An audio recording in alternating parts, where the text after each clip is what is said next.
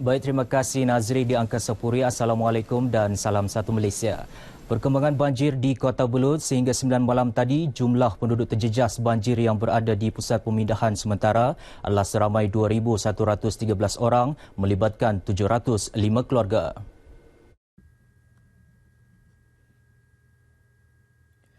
Penduduk yang terjejas ditempatkan di 8 pusat pemindahan sementara, antaranya Dewan Masyarakat Tun Said, Dewan SMK Agama Tun Said, Dewan SMK Taun Gusi 2, Dewan Gopok Tagi Nambur dan SK Pekan Kota Belud. Manakala sebuah pusat pemindahan di Dewan Kompleks Sukan Butong turut dibuka sebagai persediaan menghadapi sebarang kemungkinan. Pegawai Daerah Kota Belud, Abdul Gari Itam ketika dihubungi RTM, sebanyak 26 buah kampung terjejas dalam banjir ini. Menurutnya lagi, jalan-jalan utama di daerah itu kini boleh dilalui. Sementara itu, paras air Sungai Kadamayan berada pada paras normal, manakala paras air Sungai Tempasuk dan Sungai Abai turun pada paras amaran. Di Tuaran, seramai 255 orang daripada 59 keluarga masih ditempatkan di pusat pemindahan sementara. Pegawai Angkatan Pertahanan Awam APM Daerah Tuaran, Paulina Francis memberitahu seramai 117 penduduk terjejas banjir melibatkan 27 keluarga ditempatkan di pusat pemindahan sementara di Masjid Kampung Bunga Tenggilan, manakala 128 orang daripada 32 buah keluarga ditempatkan di SMK Sri Nangka. Sementara itu, Menteri di Jabatan Perdana Menteri Datuk Seri Syahidan Kasim ketika ditemui di Kota Kinabalu berkata, pengurusan bencana di semua peringkat pengurusan perlu diperkasakan dengan melaksanakan beberapa kaedah dan mekanisme yang lebih baik.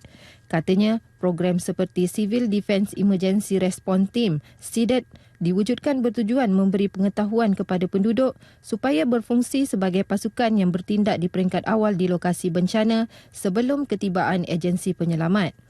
Dengan ini katanya, komuniti yang berhadapan bencana akan lebih peka terhadap risiko dan bahaya bencana. Datuk Seri Syahidan berada di Sabah bagi memantau beberapa daerah yang terjejas banjir termasuklah di Kota Belud. Pihak berkuasa tempatan di negeri ini telah pun diminta membuat pemantauan dari semasa ke semasa bagi mengurangkan kesan daripada cuaca tidak menentu ketika ini, terutama menghadapi musim tengkujuh. Menteri Kerajaan Tempatan dan Perumahan Datuk Seri Panglima Haji Haji Noor berkata, ini termasuklah persediaan bilik gerakan bencana bagi penyaluran perkembangan semasa di setiap kawasan yang terlibat agar langkah berjaga-jaga dapat diambil. Semua pihak berkuasa tempatan di Sabah supaya mereka turun ke bawah, periksa parit-parit yang sumbat, air bertakung di tempat-tempat kawasan jagaan mereka dan mengambil tindakan sewajarnya untuk mengelakkan banjir-banjir kilat ini di jalan raya ataupun di kawasan kedai dan sebagainya. Kita sudah arahkan. Beliau berkata demikian kepada RTM selepas membuat tinjauan di Pusat Pemindahan Sementara SMK Nangka Tuaran.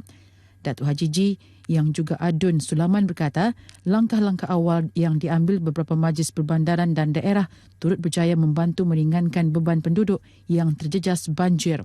Beliau turut menasihatkan orang ramai supaya sentiasa peka dan mematuhi arahan pihak berkuasa berhubung keadaan keselamatan mereka, terutama yang tinggal di kawasan berisiko banjir.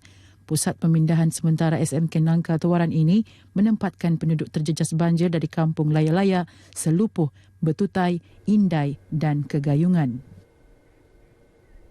Keunikan alam sekitar di Sabah termasuk pulau, pantai, pergunungan, hutan dan hidupan liar yang hanya terdapat di Kepulauan Borneo perlu terus dipelihara meskipun negeri ini terus membangun dengan pesat. Usaha itu penting bagi memastikan persekitaran yang kondisif, bersih dan selesa untuk rakyat.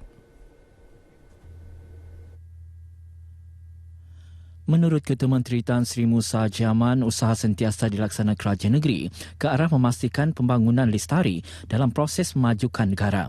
Ini kerana kepelbagaian biodiversiti, flora dan fauna berperanan besar sebagai tarikan utama pelancong ke negeri ini sekaligus meningkatkan ekonomi penduduk setempat.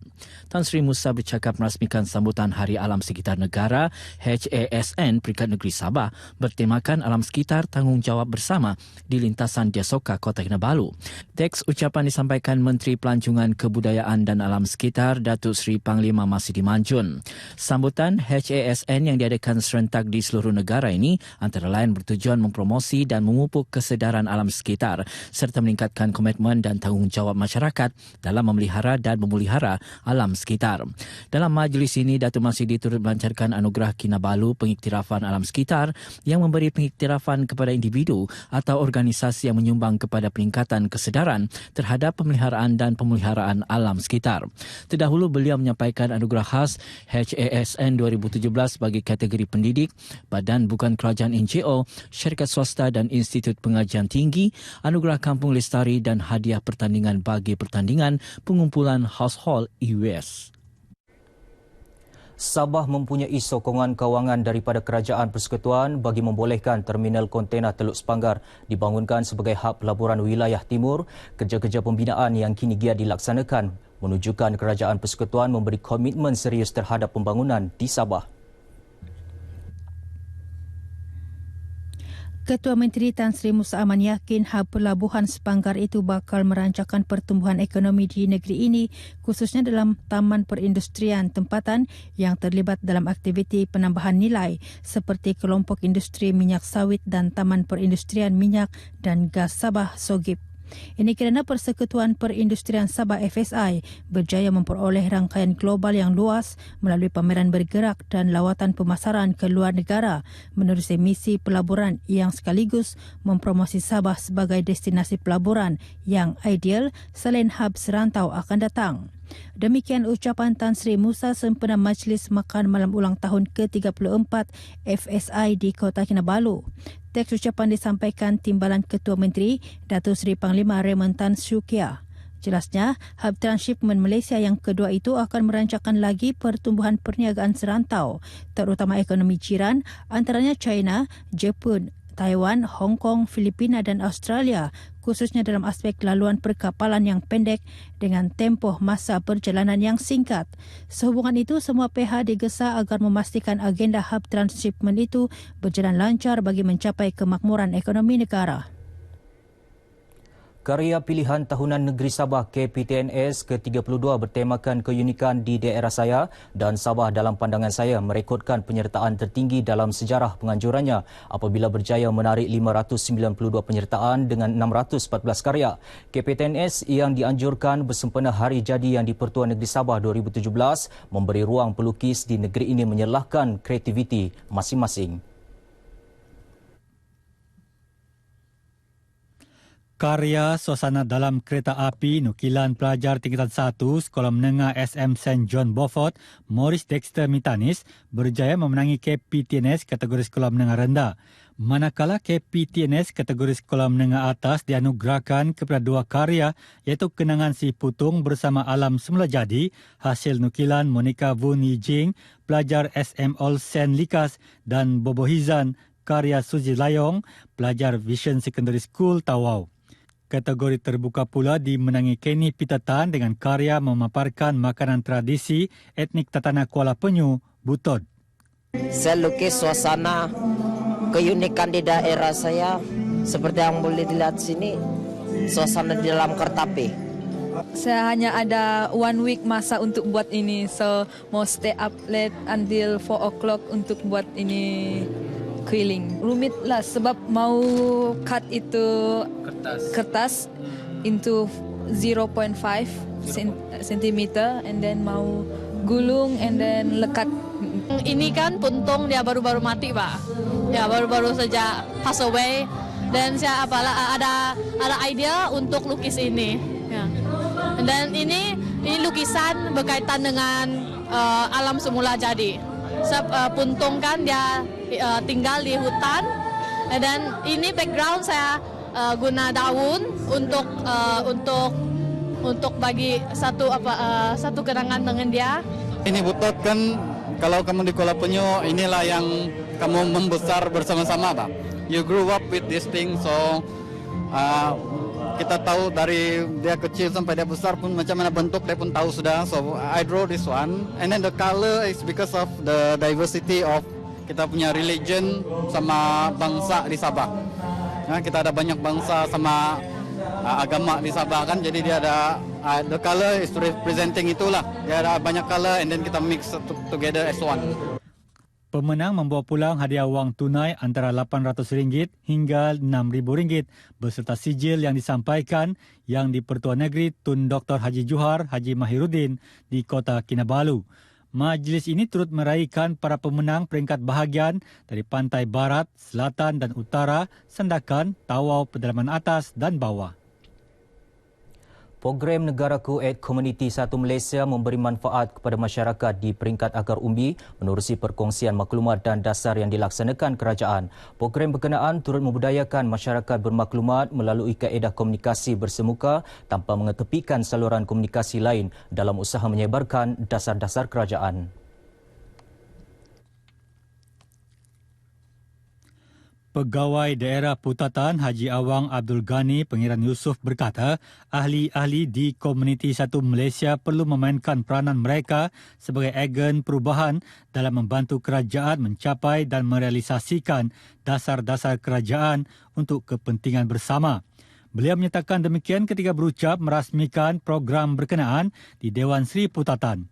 Di Komuniti 1 Malaysia adalah pertubuhan bukan kerajaan NGO yang menjadi rakan strategik kepada Jabatan Penerangan serta agensi-agensi kerajaan dalam menggerakkan dan menyokong setiap aktiviti yang dilaksanakan.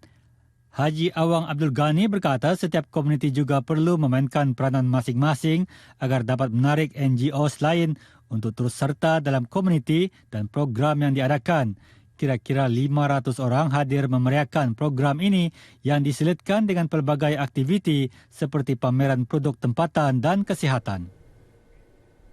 Sempena sambutan perayaan Hari Jadi Rasmi yang di-Pertuan Negeri Sabah ke-64, satu kejohanan golf amal diadakan di Tuaran.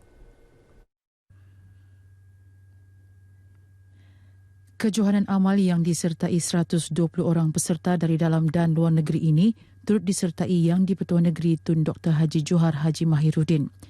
Turut diadakan majlis penyerahan replika cek berjumlah RM30,000 disumbangkan kepada Yayasan Nur Jauhar bagi mengisi tabung dana yayasan berkenaan. Seterusnya kita ikuti peristiwa yang berlaku di Sabah dalam diari hari ini.